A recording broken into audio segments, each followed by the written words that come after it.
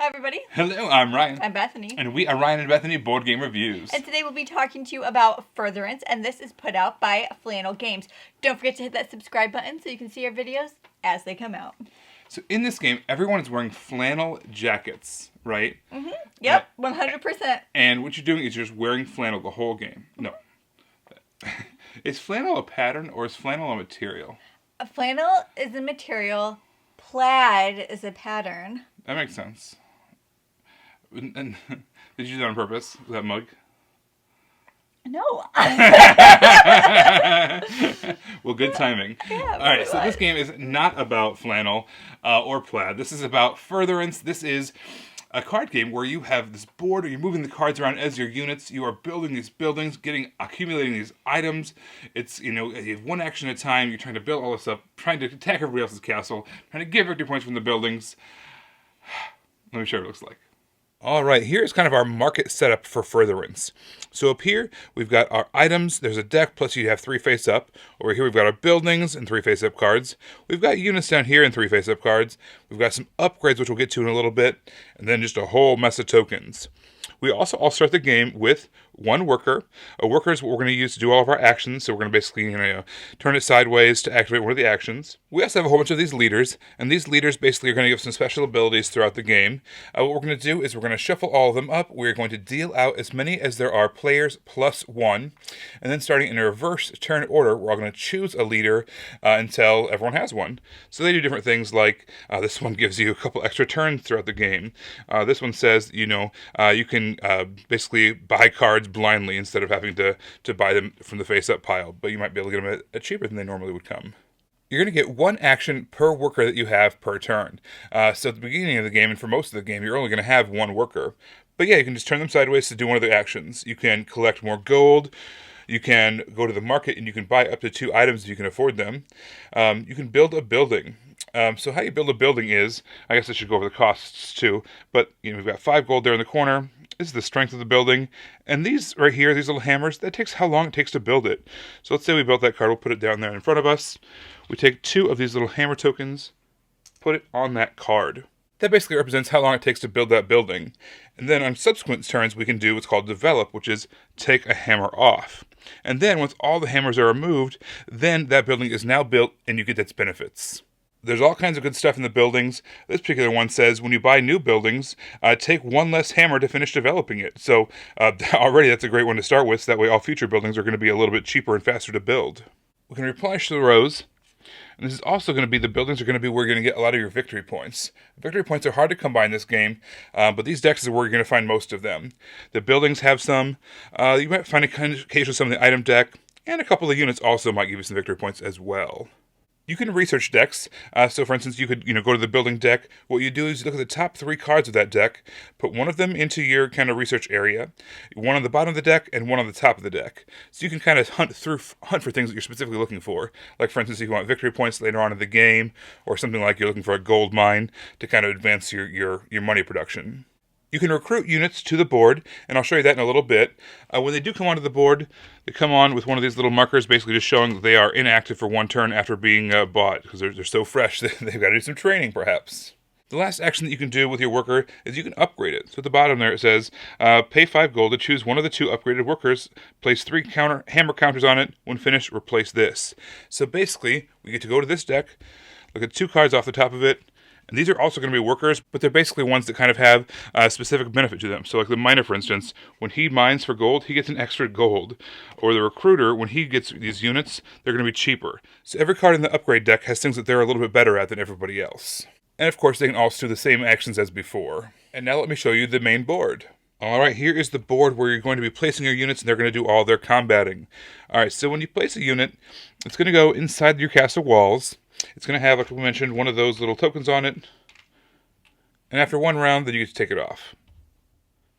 You can only have 6 units on the board at a time. And since they all have to start here in your castle, you're going to have to move them out to the middle at some point. Every character can do two movements unless their card says otherwise. And then they can do a battle. And once they're battled, they cannot battle anymore unless, again, their card says otherwise. So the units basically say their cost is going to be right there. It's $5 for this one, or 5 gold. Their health is in that middle. This one has 1 damage, would kill it. And this is how much damage it does. This does 1 damage at a time. There's also special abilities down below. This one says 1 attack per turn instead of normally 2 that you could do with other characters, other units. But you can attack 2 spaces away, and you won't get counterattacked. So that's a good one to use if you're trying to attack someone far away. So all the units are going to be kind of converging in the middle there, and they're going to all be attacking each other. But really what you're trying to do is you're trying to take down other players' hit points of their castle down to 0. So you start with 10 hit points. By the way, this is also where the victory point tracker is. So, you start with 0. If you get to 4, you receive a bonus worker, so you can start doing 2 actions each round once you have that. And then if you're the first person to get to 6 points wins. But before that, you can also make everyone lose all their hit points. So for instance, if you are the last man standing, if you've knocked every other castle down to 0, you're going to be the winner. It can be challenging to attack someone's castle because, first of all, there's going to be other units blocking it, but then also, they might have some buildings that can help defend it or attack you back. So you really have to be careful of that. Yeah, you have to be inside their castle walls in order to be attacking them. The turns go really quick. Basically, you do 1 or maybe 2 actions if you pass that 4-point mark. And then after that, you get to move your units around and attack people. You're going to try to defend your own castle while attacking other people's castles, bringing the hit points down. Or the first person to get to 6 victory points automatically wins the game. I really liked how the cards themselves were the units in this game. So you actually put the cards on the board, they moved around, all the text was right there on those cards. Sometimes you'll have like units like minis or standees or whatever that'll be on the board, and then you have some other chart somewhere else that you're having to reference what that thing does, and you're kind of looking back and forth. No, right at a glance, you can just look down, see what that card does, and it moves around the board. Everybody gets a chance to see what that is. Who it's facing is who owns it. I thought that was pretty clever. I enjoy games where people only have 1 or maybe 2 actions that they can even take. I think it makes the gameplay work out really well, so people aren't just taking forever to take their turns. And so I like that this game implemented that, unless you were moving people around. But for outside of the middle section, when you were just drafting cards or taking actions, it was just the 1, 1, 1, 1, and that was it. I really like the artwork for this game. I know we disagree on this, but it's got this kind of sketch quality to it. It's kind of, I don't know, it's quirky, and it's very evocative of like this kind of this quirky adventure that you're going on. I really like that artwork. Also, I have to say, I really like soccer. Okay. Why do you think I like soccer? I think that you like soccer. Is this like a marriage test? It's like one of those like game shows where you're like, what answer would your spouse give? Yeah. And if you get it wrong, you have to sleep on the couch. It can be a flannel couch. Does it come with tea? If you make it yourself. Okay. I don't even know how. Okay, so you like soccer. You can't make my tea. So you like soccer because you like seeing people run back and forth. False. I like soccer because every time a point happens, it's rare that a point happens. When it does, it means something. It's worth something.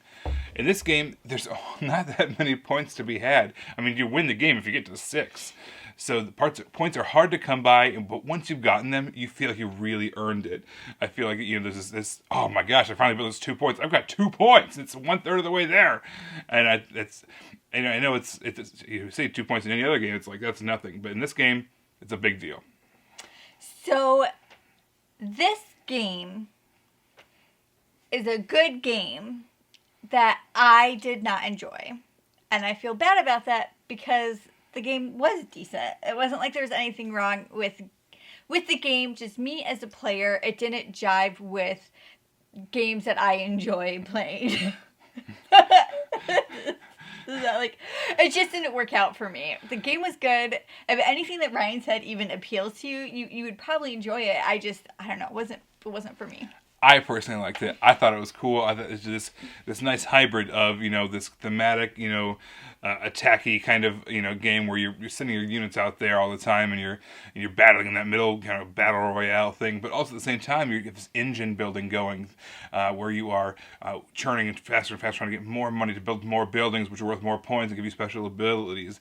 And I really like that kind of that hybrid between the two, where you combine the two things. And also, in a 2-player game, it's it's very much like chess. Like, I move my unit, you move your unit. Okay, we're dancing around. We're gonna attack each other a little bit. In like a 3 or 4 player game, when like everybody's kind of coming at it from all different angles, that middle can get really muddy, and it's really chaotic and silly. And yeah, I like that part too.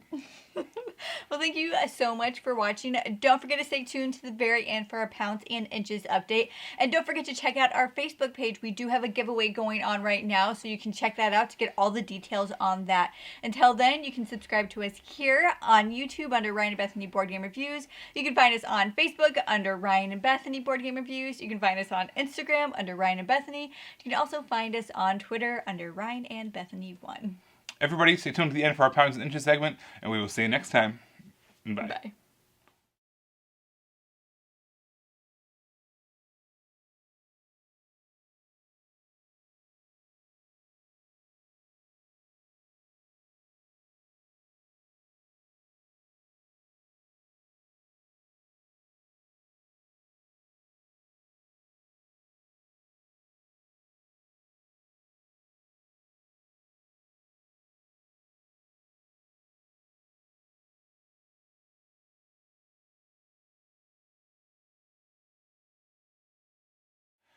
All right, everybody. You know how I like this game, but Bethany necessarily wasn't a fan of this game?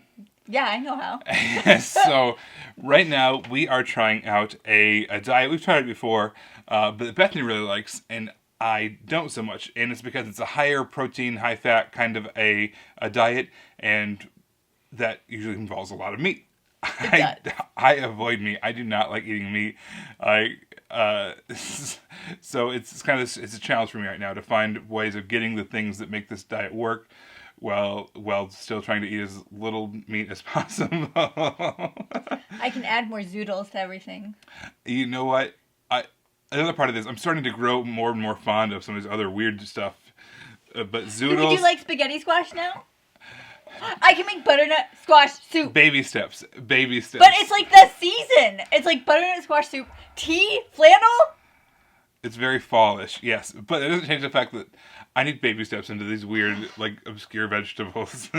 Squash is not obscure. It is to me. It is in Iowa. So I don't like meat, I want but corn and potatoes. I also don't like vegetables. I like vegetables as long as they're bread related.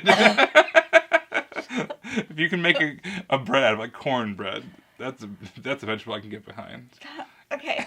Which I know is bad and whatever. I like corn. Well, thank you guys for sticking tuned to the very end. I hope it was worth it. We will talk to you next time. Bye, everybody. Bye.